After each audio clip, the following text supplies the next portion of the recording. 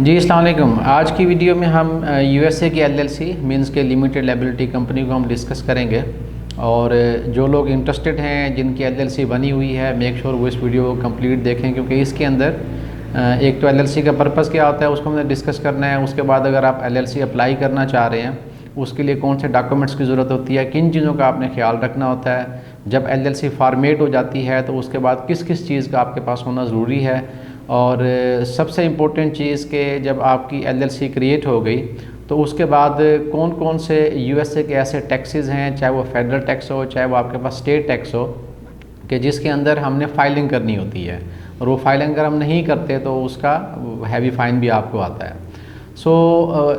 इस वीडियो के एंड में मैं आपको एक लिंक भी प्रोवाइड कर दूंगा जिसके अंदर यूएसए की 50 स्टेट्स के अंदर जहां भी आप एलएलसी बनाना चाह रहे हैं उसकी रिन्यूअल फ़ी भी है, उसका फेडरल टैक्स कितना है वो भी है, उसके बाद जो उसका स्टेट टैक्स है वो भी दिया हुआ है। तो जिसको देख के आप डिसाइड कर सकते हैं कि कहाँ पे आपको एलएलसी बनानी चाहिए। प्लस उसमें मैं अपनी भी सजेशन दे दूँगा कि आप कहाँ पर एलएलसी बना सकते हैं। अब सबसे पहली बात तो ये है कि यूएसए में लोग एलएलसी बनाते क्यों हैं। यूएसए में एलएलसी बनाने का बेसिक पर्पस जो है वो यूएसए में जाके बिज़नेस करना होता है। किसी भी मार्केट प्लेस पे आप वहाँ पे बिज़नेस करना चाहें, मोस्टली लोग जो है वो अमेज़ॉन पे बिज़नेस करने के लिए यूएसए की एलएलसी क्रिएट करते हैं, या वॉलमार्ट पे अगर आपने बिज़नेस करना है आपको एलएलसी की ज़रूरत है, आपने ईबे पे करना है उसके लिए भी एलएलसी जो है वो आप बनाते हैं। इस तरह की कोई भी एक्टिविटी जो आप करना चाहें और उसकी बेसिस के ऊपर आप अपना बैंक अकाउंट ओपन करना चाहें उसके लिए आपको एलएलसी की ज़रूरत होती है। तो चंक ऑफ द बिजनेसमैन वो एलएलसी बनाते हैं बिज़नेस पर्पस के लिए, और कुछ लोग उसको एज अपनी जो ब्लैक मनी को अवॉइड करने के लिए भी एलएलसी बनाते हैं कि वो वहाँ पे अपना बिज़नेस शो करवाते हैं, उसके बाद ट्रांजैक्शंस करते हैं और ये शो करवाते हैं कि हमारा बिज़नेस जो है वो वहाँ पे अवेलेबल है। That is number one. Number second question is कि आप किस कंट्री की डिटेल के ऊपर एलएलसी बना सकते हैं। आप पाकिस्तान की डिटेल्स के ऊपर, इंडिया, बांग्लादेश, किसी भी कंट्री की डिटेल के ऊपर आप अपनी एलएलसी क्रिएट कर सकते हैं। मोस्टली कहा जाता है कि उसके लिए पासपोर्ट की ज़रूरत होती है। अगर पासपोर्ट है तो बेहतर है, अगर पासपोर्ट आपके पास नहीं है तो आप अपना CNIC या आधार कार्ड की बेस के ऊपर भी आप एलएलसी अपनी बना सकते हैं।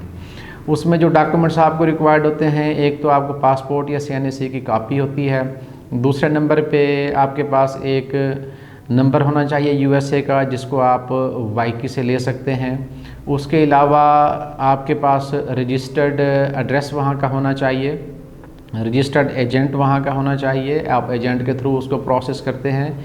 ये सारा प्रोसेस आप ऑनलाइन भी कर सकते हैं, रजिस्टर्ड एजेंट ले सकते हैं, रजिस्टर्ड एड्रेस आप ले सकते हैं। अब इसमें क्वेश्चन है कि अगर कोई आपके जानने वाले वहाँ पे पहले से मौजूद हैं और आप उनका एड्रेस यूज़ करना चाहें और वो विलिंग हो आपको एड्रेस देने के लिए, आप वो एड्रेस पे यूज़ कर सकते हैं। इसमें थोड़ी सी आपकी सेविंग हो जाती है। तो आपके जो डॉक्यूमेंट्स हैं वो उनके एड्रेस पे पहुँचेंगे और वो उसको स्कैन करके आपको फॉरवर्ड कर देंगे। उसके अलावा जीमेल की आपको ज़रूरत है, और कंपनी नेम जो है वो आपने सजेस्ट करना होता है कि कौन सा कंपनी नेम जो है वो आप रखेंगे।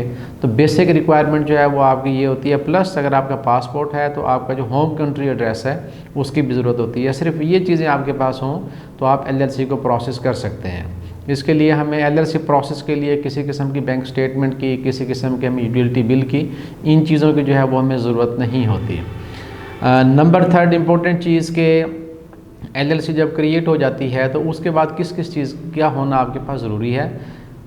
एलएलसी क्रिएशन के बाद सबसे पहली चीज़ तो ये है कि आपके पास आर्टिकल ऑफ ऑर्गेनाइजेशन जो है जिसको हम एलएलसी सर्टिफिकेट भी कहते हैं, फॉर्मेशन सर्टिफिकेट भी कहते हैं। डिफरेंट स्टेट में किसी जगह एलएलसी आपके पास फॉर्मेशन सर्टिफिकेट होता है, कहीं पे आर्टिकल ऑफ ऑर्गेनाइजेशन होता है।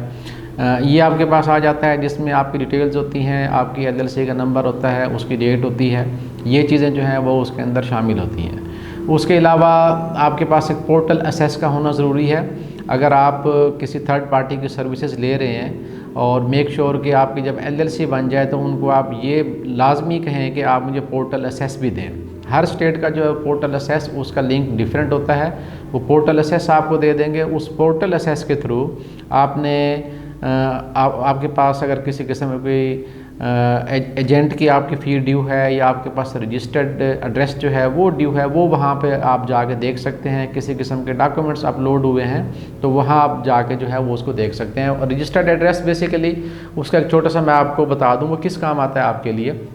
वो हमारे पास डिफरेंट किस्म की कैटेगरीज होती हैं। उसमें आपके पास जो इनकमिंग आपके पास अगर किसी किस्म के कोई लेटर्स आते हैं तो वो एड्रेस वाले जहाँ से आपने एड्रेस बाय किया होता है वो उसको स्कैन करके तो वो आपके पोर्टल के ऊपर डाल देते हैं। ये वही पोर्टल है जिसकी एसेस के बारे में मैं आपको कह रहा हूँ। तो वहाँ से जाके आप उसको चेक कर सकते हैं, नंबर 1। नंबर 2, अगर आपने कोई ऐसा डॉक्यूमेंट्स वहाँ पे मंगवाया है, सपोज़ आपका बैंक कार्ड है, आपका पायनियर का कार्ड है, आपका बैंक का डेबिट कार्ड है, इन चीज़ों को अगर आप किसी अपनी स्पेसिफिक लोकेशन पे मंगवाना चाहें तो ये सहूलत भी अवेलेबल होती है। उसके स्पेसिफिक चार्जेस होते हैं, जब आप इसको अप्लाई करते हैं तो वो वहीं पे आपको शो हो जाते हैं। उसके बाद आप EIN के लिए अप्लाई करते हैं। EIN आपके पास एम्प्लॉयर आइडेंटिफिकेशन नंबर होता है, दैट इज़ कंपलसरी। अगर आपने किसी भी जगह पे बिज़नेस करना है, इवन के गोइंग फारवर्ड कुछ चीज़ें ऐसी होती हैं कि जहाँ पे EIN नंबर का होना आपके पास ज़रूरी है। उसके अलावा reseller certificate, this is optional, this is not compulsory. इसमें मेरी एडवाइस आपको ये है कि अगर आप वहाँ पे ई-कॉमर्स का बिज़नेस कर रहे हैं और अगर आप अपनी की प्रोडक्ट वहाँ पे बेच रहे हैं तो फिर आपको रीसेलर सर्टिफिकेट लेने की ज़रूरत नहीं है। उसकी वजह यह है कि जब आप रीसेलर सर्टिफिकेट लेते हैं तो फिर आपके पास क्वार्टरली टैक्स रिटर्न आपको सबमिट करवाने होते हैं। वो मैं आगे चल के मैं आपको बताता हूँ। अगर आप दूसरों की प्रोडक्ट बेच रहे हैं और आपको किसी किस्म की अप्रूवल की ज़रूरत है तो उसके लिए रीसेलर सर्टिफिकेट का होना आपके पास ज़रूरी है। इन दिस सिनेरियो आप रीसेलर सर्टिफिकेट के लिए अप्लाई करेंगे। और उसके अलावा क्या होना चाहिए, जो मोस्टली लोग नहीं जानते या वो जिनके थ्रू अपनी LLC प्रोसेस करवा रहे होते हैं उनको उस चीज़ का नहीं कहते, वो आपके पास होता है BOI।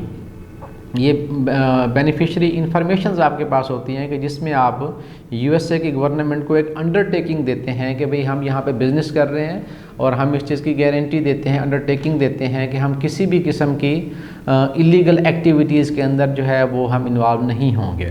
तो ये BOI का होना भी आपके पास ज़रूरी है। अब आप ख़ुद से अगर इसको अप्लाई करना चाहें आप ख़ुद से भी कर सकते हैं, बट आई सजेस्ट कि आप इसको ख़ुद ना करें, किसी की सर्विसेज ले लें। उसकी वजह ये है कि इसमें छोटी छोटी बारीक चीज़ें होती हैं जो आपको देखनी होती हैं।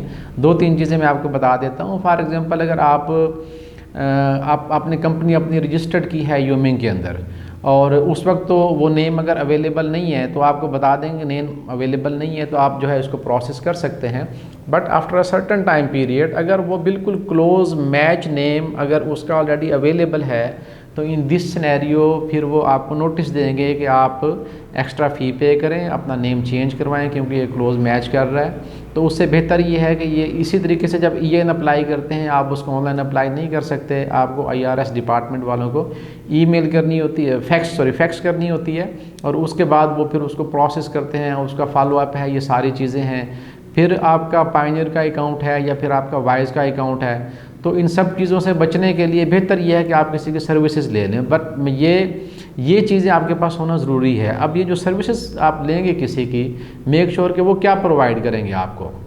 एक तो उसके अंदर आर्टिकल ऑफ ऑर्गेनाइजेशन होगा जिसको मेमोरेंडम ऑफ एसोसिएशन भी हम कहते हैं। दूसरे नंबर पे उनके सर्विसेज के अंदर 1 साल का USA का नंबर होगा। वो तीसरे नंबर पे 1 साल के लिए एजेंट फ़ी होगी। चौथे नंबर पे जो रजिस्टर्ड यूनिक फ़िज़िकल एड्रेस है, मेक श्योर कि यूनिक फ़िज़िकल एड्रेस ही आपका होना चाहिए। ऐसा ना हो कि सम टाइम एक ही एड्रेस जो है वो मल्टीपल लोगों को इशू कर दिया जाता है। मेलिंग, स्कैनिंग एंड फॉरवर्डिंग की ऑप्शन जो है वो भी उसके अंदर अवेलेबल होगी। उसके अलावा पायनियर का या वाइज का अकाउंट जो है वो भी अवेलेबल होगा। पायनियर का जो कंपनी का अकाउंट है ऑब्वियसली उसके लिए आपको बैंक स्टेटमेंट की ज़रूरत है, तो वो पहले ज़ाइला के थ्रू जाएंगे, ज़ाइला पे आपका अकाउंट बनेगा, उसके बाद उसकी स्टेटमेंट जनरेट होगी, वो फिर पायनियर पे ट्रांसफ़र होगी।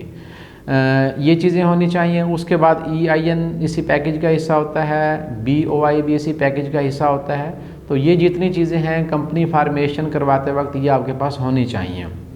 अब इसका जो आखिरी टैक्सेशन का मैटर है तो दैट इज़ इम्पोर्टेंट, इसको गौर से सुनिएगा कि समटाइम क्या होता है कि लोग अपनी LLC फॉर्मेट कर लेते हैं, उस पर बिज़नेस भी स्टार्ट कर देते हैं, बट वो कहीं ना कहीं पे वो टैक्स फाइलिंग नहीं कर रहे होते, तो वो जो उनके लिए बाद में प्रॉब्लम होती है, फ़ाइन होते हैं, वो फिर ऑब्वियसली उनको पे करने होते हैं। अगर पे नहीं करते तो उनका बिज़नेस जो है वो क्लोज़ हो सकता है। मल्टीपल किस्म की सिचुएशंस होती हैं इसके अंदर।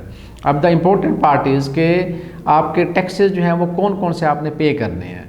अब सबसे पहली बात तो ये है कि हमारे पास कुछ स्टेट्स ऐसी हैं, लाइक टेक्सास हमारे पास है, योमिंग हमारे पास है, कि जो टैक्स फ्री स्टेट्स कहलाती हैं।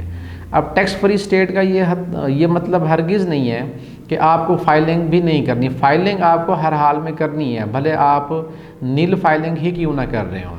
इसमें अब कौन कौन सी चीज़ें आ जाती हैं जो कंपलसरी होती हैं आपके लिए। अगर आपने कंपनी का LLC कंपनी का रीसेलर सर्टिफिकेट अगर आपने अप्लाई किया हुआ है, तो उसके लिए क्वार्टरली बेसिस के ऊपर, मींस के quarter start from 1 of Jain until 30 मार्च। तो इसी तरीके से आपका फिर अप्रैल टू आपका जून हो जाएगा, और ये सितंबर फिर आपका दिसंबर तक। तो जब आप क्वार्टर ख़त्म होता है, डिफरेंट स्टेट्स की डिफरेंट टाइमिंग होती हैं, but normally with in 15 to 20 days वो रिटर्न आपको सबमिट करवाने होते हैं। टैक्स फ्री स्टेट है तो आपको नील का रिटर्न जो है वो सबमिट करवाना पड़ेगा। That is number 1। नंबर 2, आपकी कंपनी जो है LLC आपकी वो 1 साल के लिए होती है। अब जो टैक्स फ्री हैं, टैक्स फ्री स्टेट्स हैं, वहाँ पे आपको इसकी रिन्यूअल की जगह आपको एक फ्रेंचाइज टैक्स हम जिसे कहते हैं वो आपको सबमिट करवाना होता है। उसकी डेट आपके पास होती है 15 ऑफ मई। तो वो आपको सबमिट करवाना होता है। उसके बिहाफ के ऊपर आपका जो LLC सर्टिफिकेट है वो रिन्यू होता है। जहाँ पे आपके पास रिन्यूअल फ़ी है, लेट्स सपोज़ हमारे पास फ्लोरिडा है, उसकी $139 है। हमारे पास उसके अलावा योमिंग हमारे पास है, उसकी आई थिंक $43 है। तो वो आपको फ़ी पे करनी होती है, उसके बाद फिर आप उसको रिन्यूअल करवानी होती है। उसके अलावा आपके पास आ जाता है federal tax. That is important. एक चीज़ आप जहन में रखें कि जिस तरह डिफरेंट कंट्रीज़ के अंदर छोटे छोटे सूबे हैं, फिर एक फेडरल गवर्नमेंट होती है, इसी तरीके से USA के अंदर स्टेट्स हैं। स्टेट्स का टैक्स अलहदा होता है और जो फेडरल टैक्स है वो आपका अलहदा होता है। अब फेडरल टैक्स आपको हर हाल में देना होता है, वो उसका टैक्स फ्री स्टेट से कोई कंसर्न नहीं होता, वो भी आपको हर हाल में सबमिट करवाना होता है। अगर आपकी सेल स्पेसिफिक टीयर, ये इस जो नीचे मैंने लिंक दिया हुआ है PDF की शेप में, वो वहाँ से आप चीज़ें जो हैं वो आप निकाल सकते हैं। तो स्पेसिफिक अमाउंट से जो है वो अगर आप एक्सीड करते हैं, फॉर एग्जांपल पहले इनकी लिमिट थी $30,000 की, अगर आप सेल कर रहे हैं तो एक हमारे पास 1099K फार्म होता है जो कि इशू करते हैं, फिर उसको रिड्यूस करके 20,000 किया, फिर 10,000 किया, अब उसको रिसेंटली 5,000 कर दिया। मीन्स कि अगर आपकी सेल $5,000 से ज़्यादा हो रही है तो आपको वो वाला फार्म भी लाजमी सबमिट करवाना होता है। तो जो फेडरल टैक्स की फाइलिंग डेट होती है वो मल्टी मेंबर अगर LLC है, मल्टी मेंबर का मतलब होता है कि अगर एक LLC के अंदर 2 पार्टनर हैं, 3 पार्टनर हैं, तो वो आपकी डेट 15 ऑफ मार्च उसकी लास्ट डेट होती है। मोस्टली लोग जो हैं वो सिंगल मेंबर LLC की तरफ जाते हैं, और उस सिंगल मेंबर LLC मीन्स कि एक ही शेयर होल्डर है, एक ही डायरेक्टर है उसके अंदर, उसकी जो लास्ट डेट है वो हमारे पास 15 ऑफ अप्रैल होती है।